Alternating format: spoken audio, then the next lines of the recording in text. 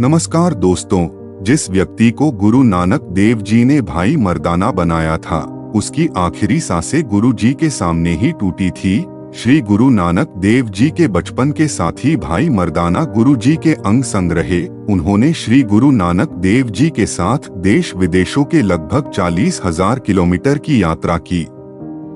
श्री गुरु नानक देव जी द्वारा बताई गुरबाणियों को संसार तक पहुंचाने में भी भाई मर्दाना जी की एक अहम भूमिका रही, क्योंकि जब भी श्री गुरु नानक देव जी किसी को ज्ञान देना चाहते थे, तब वह पहले भाई मर्दाना जी को कहते थे। भाई मर्दाने रबाब उठा, जैसे ही भाई मर्दाना जी का रबाब बजता था और वैसे ही श्री गुरु नानक देव जी के पवन मुंह से अमृतवाणी निकलती थी। जहां भाई मर्दाना को श्री गुरु नानक देव जी की वाणी को लगभग 19 रागों में गाने का शव हासिल है, वही उन्हें गुरु नानक देव जी के दरबार में पहले कीर्तन करने वाले का सम्मान भी प्राप्त है।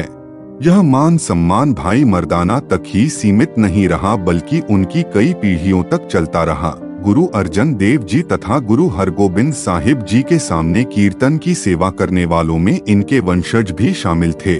इस धरती पर जो भी आया है, उसका जाना तो निश्चित ही है। भाई मर्दाना जी जब श्री गुरु नानक देव जी के संग अपनी चौथी उदासी पर थे, तब उन्हें अकाल पुरख का बुलावा आ गया था।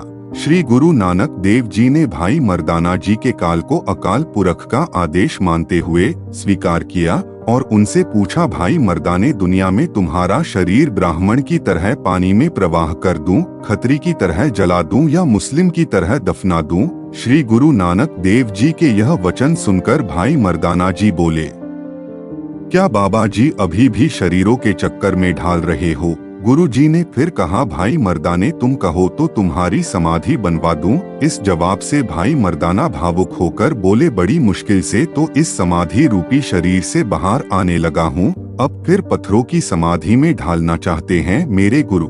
यह शब्द कहकर भाई मर्दाना ने अपना शरीर त्याग दिया। फिर गुरु जी ने अपने हाथों से उनका संस्कार किया। श्री गुरु नानक देव जी का भाई मर्दाना से यह प्रश्न कि कैसे तुम्हारा संस्कार किया जाए, क्या तुम्हारी मृत्यु के पश्चात तुम्हारी समाधि बना दी जाए? तो भाई मर्दाना जी के लिए यह अपने श्री गुरु नानक देव जी के द्वारा ली गई आखिरी परीक्षा थी।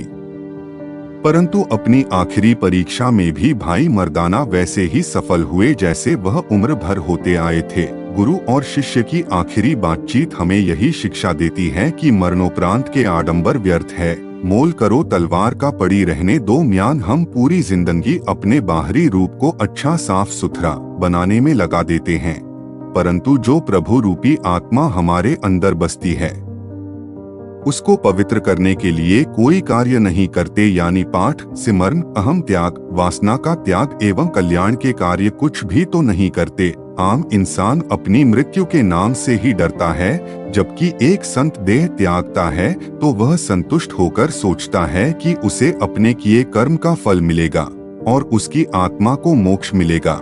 भाई मर्दाना को अपने श्री गुरु नानक देव जी के संग रहने का फल मिला और जो शरीर का श्री गुरु नानक देव जी के हाथों संस्कार हुआ, आप सोचिए उस शिष्य को, उस व्यक्ति की आत्मा को कहाँ स्थान मिला होगा। धन्यवाद दोस्तों, आशा करते हैं कि आपको हमारी बाकी साखियों की तरह यह साखी भी पसंद आई हो।